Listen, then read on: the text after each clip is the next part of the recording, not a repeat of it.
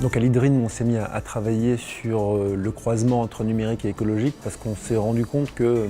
alors que le numérique transformait les manières dont on se déplace, dont on consomme, et donc potentiellement recelait plein d'opportunités pour répondre à la transition écologique, on avait malheureusement deux communautés qui ne se parlaient pas.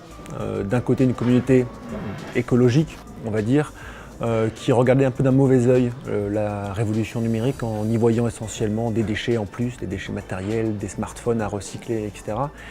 Et d'un autre côté, des innovateurs qui, eux, pour le coup, avaient le sentiment que soit l'environnement ne les concernait pas, soit que ce qu'ils faisaient était de toute façon bon pour l'environnement. Donc on a envie en fait, de les faire travailler ensemble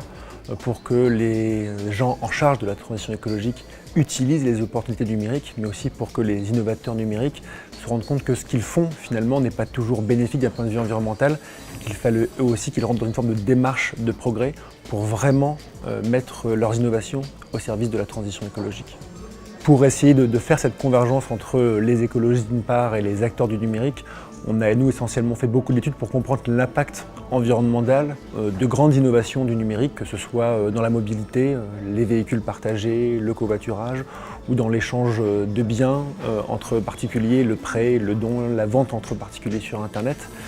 Et donc on a essayé de comprendre finalement quel était le véritable impact environnemental de ces systèmes-là.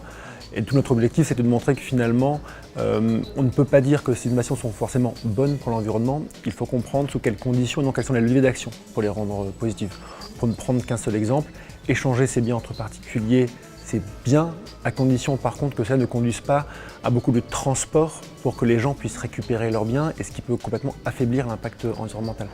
Donc on a comme ça cherché à identifier un peu des points sur lesquels les innovateurs numériques devaient progresser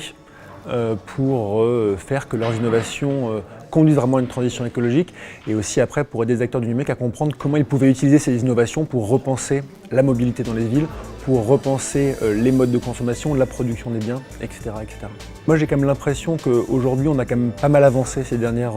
années. La communauté des gens plutôt de l'écologie commence à comprendre que derrière le numérique il y a plein d'opportunités pour eux. Donc ils commencent à comprendre cela, il reste encore à passer à l'action. Et notamment du côté des pouvoirs publics, beaucoup d'initiatives ont été faites pour soutenir un peu ces startups qui soient des startups numériques et durables, mais ce qui reste à faire beaucoup, c'est à expérimenter tout ça. Expérimenter dans le domaine de la mobilité, expérimenter dans le domaine d'échange de biens entre particuliers. Notamment le rôle des chercheurs aujourd'hui, c'est d'accompagner ces expérimentations et d'être sûr que toute l'intelligence qu'on collecte de ces expérimentations soit partagée, histoire qu'on arrête de répliquer plein d'expérimentations dans plein de territoires sans forcément les faire dialoguer, et donc qu'on gagne du temps pour avancer plus rapidement. Du côté par contre des innovateurs du numérique, ce qui est extrêmement positif, c'est qu'on a vu émerger ces dernières années plein d'innovateurs qui sont portés par le souci de l'impact environnemental positif de ce qu'ils font. Mais c'est encore une niche, j'ai envie de dire. Donc il y a une forme de bataille culturelle ou politique à mener au sein de la communauté des innovateurs, de la communauté du numérique, pour que vraiment la question écologique ne soit pas qu'un argument superficiel qu'on mobilise comme ça en passant, mais que ça devienne vraiment une intention de ces innovations, qu'ils apprennent à comprendre leur impact environnementaux et qu'ils cherchent également à l'améliorer, à le rendre le plus positif possible.